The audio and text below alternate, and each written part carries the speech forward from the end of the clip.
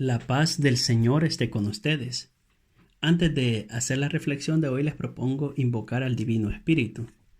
Ven, Espíritu Santo, danos tu luz, tu guía y ayuda para sacar provecho de esta meditación. Amén. El Evangelio de este sábado está tomado de Lucas 6, del 1 al 5. Se habla de un sábado. Los discípulos tienen hambre, cortan espigas para comer.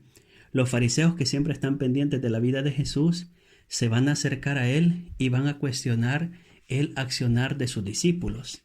Jesús responde de una doble manera o una doble respuesta.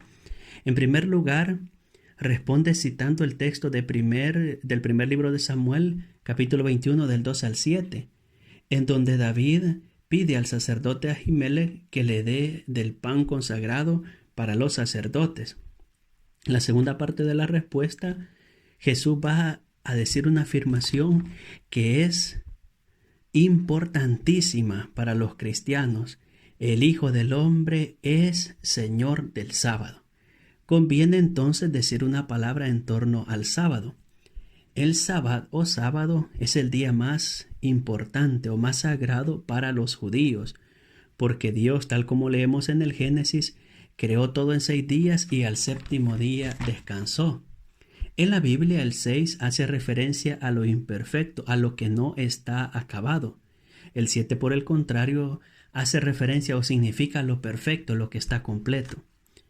El sábado hará referencia al descanso de Dios. Han pasado 6 días y el séptimo día, el sábado, Dios descansa y lo bendijo.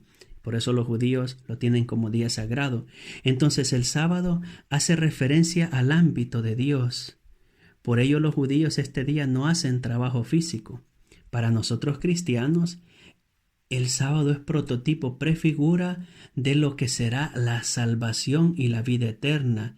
Dios, al final del tiempo y de la historia, nos hará entrar en su descanso, es decir, nos llevará a la salvación y la vida eterna. Con la novedad, ojo, con la novedad de que solo el dueño, el amo y Señor, puede cambiar las cosas. Por tanto, Cristo, que es dueño y Señor del sábado, es Señor del sábado, como leemos en el Evangelio. Con su resurrección dará un paso más. Pasaremos con la resurrección de Cristo del sábado al domingo. Y por ello, para los cristianos, el día consagrado al Señor es el domingo. El día de la resurrección ya no es el sábado, sino el domingo, ya que Cristo con su resurrección nos abre las puertas del cielo, nos da la oportunidad de entrar en el descanso del Señor, es decir, de ir a participar de la salvación y la vida eterna. Si alguien quiere profundizar más sobre este tema del paso del sábado al domingo, le sugiero leerse el documento del Papa San Juan Pablo II que se llama Dies Domini o Día del Señor.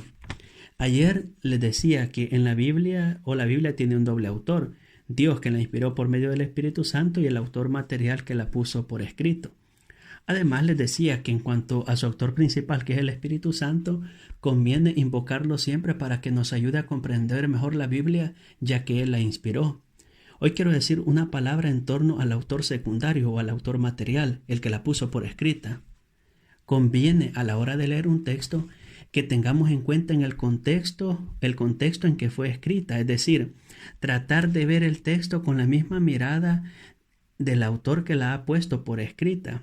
Esto nos ayudará a sacar un mejor provecho. Además, si tenemos en cuenta cuál es la intención del autor al poner por escrito este libro sagrado que ha sido inspirado por el Espíritu naturalmente, nos ayudará a saber mejor, a comprender mejor el mensaje que se nos transmite a nosotros aquí y ahora. Vamos a poner un ejemplo sencillo y muy general. Los libros de Esdras y Nehemías. Estos 2 libros nos narran el regreso de los israelitas después del exilio de Babilonia. Nos situamos hacia el 538 a.C. Ambos libros son el referente que tenemos de la restauración y reconstrucción de Jerusalén después del exilio. Estos libros son clave para entender lo que llamamos judaísmo, la religión judía. Son clave para entender la institución de la sinagoga y su centralidad en torno a la palabra. Bastaría leer el capítulo 8 de Nehemías y ver cómo El pueblo cuando viene del exilio no tiene un templo físico y en una plaza pública se reúnen en torno a la palabra. Y a partir de aquí, cada sábado los judíos en la sinagoga se reúnen en torno a la palabra.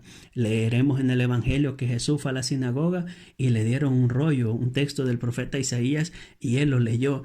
Esa costumbre nace después del exilio de Babilonia, cuando vuelven, cuando retornan, y Esdras y Nehemías congregan al pueblo, y a partir de aquí su vida estará en torno a la palabra. Sugiero leer detenidamente el capítulo 8 de Nehemías. Así que, hermanos, dediquemos más tiempo a la lectura de la palabra de Dios, aprendamos de la Biblia, conozcamos la Biblia.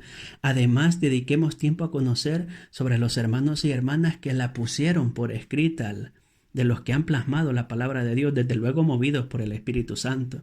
Pidamos pues al Señor que nos conceda su gracia. Alabado sea Jesucristo, con María por siempre sea alabado. Y la bendición de Dios Todopoderoso, Padre, Hijo y Espíritu Santo, descienda sobre ustedes y les acompañe siempre. Amén. Santa María, ruega por nosotros.